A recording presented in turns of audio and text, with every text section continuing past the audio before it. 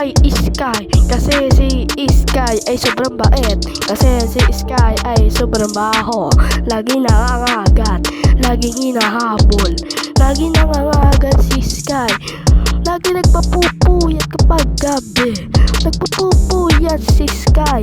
Kasi nga bebe ko siya. Marami siyang iba, wala naman siyang iba. Kasi si Sky ay sabog na sabog. Kasi si Sky ay sobrang pangit. Si Sky ay sobrang cute. Kaya inihintay niya ang kanyang amo at inaamay niya ito. Kaya si Sky ay sobrang pangit at binabalita at ito. Kasi si Sky ay laging puyat, wala naman siyang ginagawa. Palaging puyat si Sky, palaging inuubo, hinahawa si Sky. Kasi sa sobrang cute ni Sky, pinupusod ko siya. Lagi ko siyang ini-excuse. Lagi ko siyang sinusuot ng collar. Para ito ay gawin kong collar. Para hindi sila balitain sa mga kokak. Kumakain lagi ng kokak. Palagi kinakain ang bot, palagi kinakain ang ipis. Kasi si Sky ay laging nangangagat. Kaya si Sky ay laging malakas. Kaya si Sky ay laging malakas sa mga inaabot ko. Kasi si Sky ay sobrang pangit. Kasi si Sky ay sobrang cute. Palagi ko siyang niyayakap. Palagi ko siyang kinikis. Palagi ko siyang nilalagay sa sangkat at pinapaliguan. Kasi si Sky ay sobrang baho. Para cute si Sky ay sobrang cute. Para laging bigyan ng bulaklak. Para si Sky ay laging namumulo. Para si Sky laging kumukulo.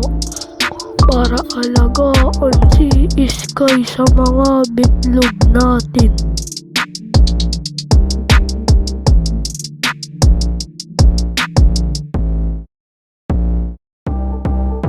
Si Sky ay sobrang cute. Palagi ko siyang pinapakain ng katpod para wala man siyang ginagawa. Palagi ko siyang binibigyan ng katpod kasi pinapaliguan ko siya. At tapusin na si Nisha ay sobrang cute na pusa. At ito ay kwento ko lang.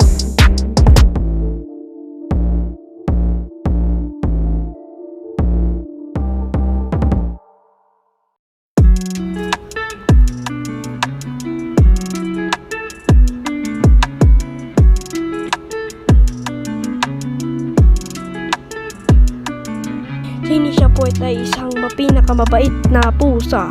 Lagi siyang nanghihingi kapag gutom. Wala siyang pakialam doon. Kasi iniisip lahat ng mga amo. Namimiss niya ang aking amo.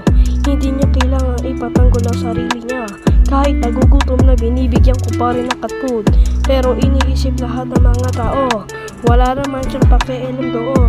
Kasi iyak ng iyak si Nisha kapag gutom. Kapag nagpapalambing, kapag pag-uwi ko sa school, nagpapalambing si Nisha. Alam mo naman talaga si Nisha ay pinaka-cute na pusa. Kasi lagi nagpapadila kay Sky. Wala naman siyang inaano. Pero laging inaaway, laging hinahabol, laging pinapatanggol. Lagi na lang silang nag-aaway, lagi silang nakahabulan. Lagi na lang walang anuhan. Kasi nag-aaway laging lumalabas ng bahay, wala namang magawa. Pag walang magawa, kumakain ng cat food, natutulog, kumakain, naglalaro, naghahabulan ng mga kasi hinahabol nila si Sky. Gusto makipaglaro, naghahabulan. Kasi ang bahay namin ay laging basag. Laging nababasag ang mga gamit. Kasi alam mo naman talagang si Nisha ay pinakamabait sa buong mundo. Pinakamabait na pusa at si Sky ay nangangagat na pusa. Parang leon na parang wild. Para hindi siya pinagtay ng mga balitain.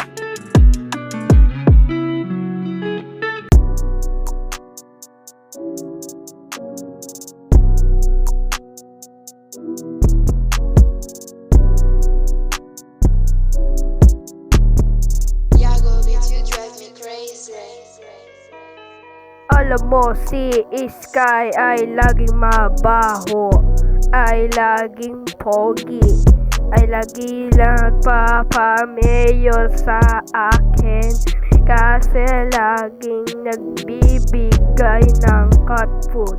Wala naman siyang inaano, pero inigaya lang naman ang mga tae ko kasi si Sky ay sobrang pogi. Halika na at papakainin na kita ng cat food at ilalagay kita sa CR upang paliguan kita. Pero si Sky ay laging pogi, laging nangangagat, laging pogi kasi kinakagat ako kapag natutulog. Laging namumuyat si Sky kapag gutom. Nagugutom lang si Sky kapag sa mga kinakabahan. Lagi kasi si Sky ay nangangagat, kaya walang nagkakagusto.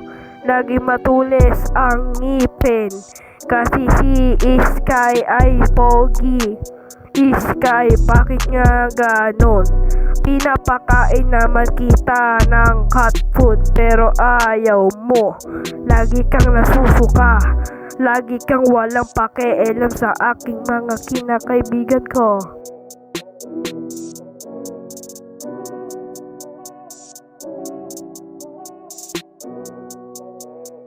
Yago, bitch, you drive me crazy.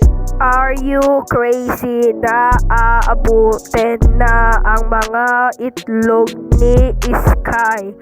Ipriprito ko kasi ang itlog ni Nisha. Kasi si Nisha ay sobrang bait. Laging si Sky ay laging masungit, laging nagpapamigay ng mga cat food at laging nakikipag-away sa mga tae. Kasi si Sky ay sobrang pogi. Sky, napaka-cute mo.